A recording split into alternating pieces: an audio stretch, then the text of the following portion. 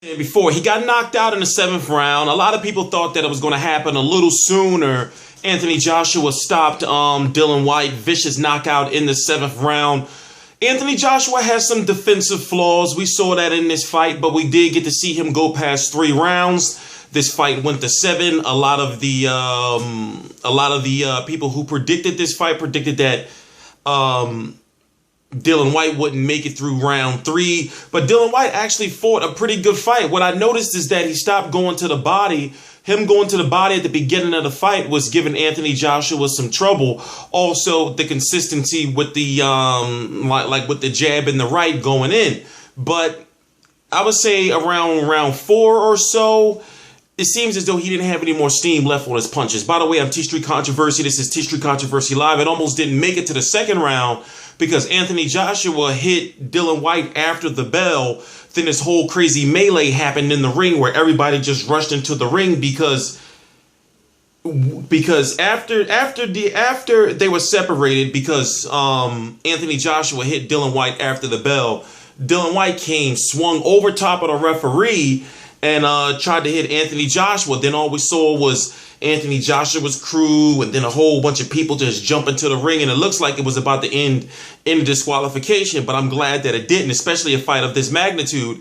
But it's just good to see, like the heavyweight division starting to come back alive again. I actually have a different prediction now. Well, my prediction is somewhat different now with a fight between Anthony Joshua and Tyson Fury, because I'm thinking Tyson Fury is better than Dillian Whyte. Tyson Fury is taller, has the reach advantage, and also, he's going to do a lot of moving around and making sure that he does jab. To beat a fighter like Anthony Joshua, you can't stand in front of him. You got to outbox him and try to move around the ring.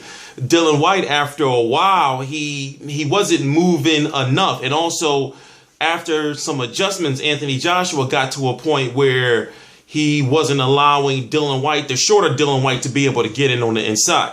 So it's going to be interesting to see where Anthony Joshua goes from here. It's looking like he's going to be going after the WBC title, which is currently held by Deontay Wilder. I already gave my prediction on who I think will win that fight. I think if Deontay Wilder and Anthony Joshua were to fight right now, call me disrespectful all you want, I think Anthony Joshua would win. It's just my opinion. Why can't I be entitled to my opinion?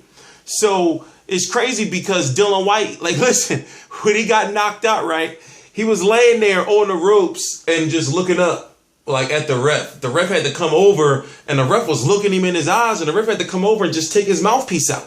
He was just literally just laying there, just cold. A lot of people are saying, well, I was reading on social media that, you get hit by Anthony Joshua like that and get knocked out like that, that takes 10 years off your life. I mean, dude is big, pause.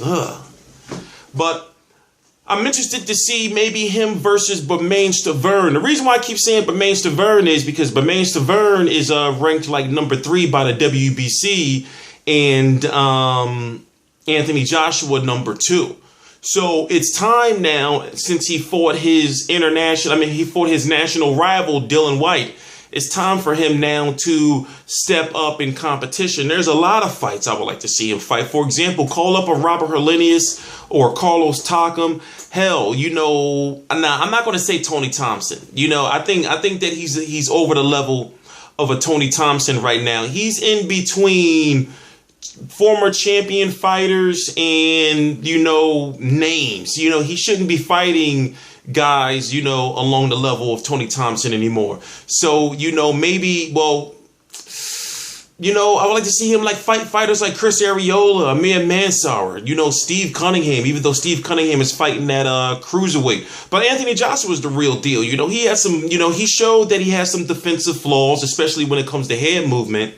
But overall, still, he brings so much that makes up, he brings so much to the table, it makes up for a lot of his weaknesses. So I'm T-Street Controversy. This is T-Street Controversy Live. I cover every single major fight live. Anthony Joshua now 15-0 with 15 KO, 7th round KO of Dillian Whyte. a lot of people thought Dillian Whyte was going to be knocked out earlier, but this was actually a fight where it was really, really entertaining.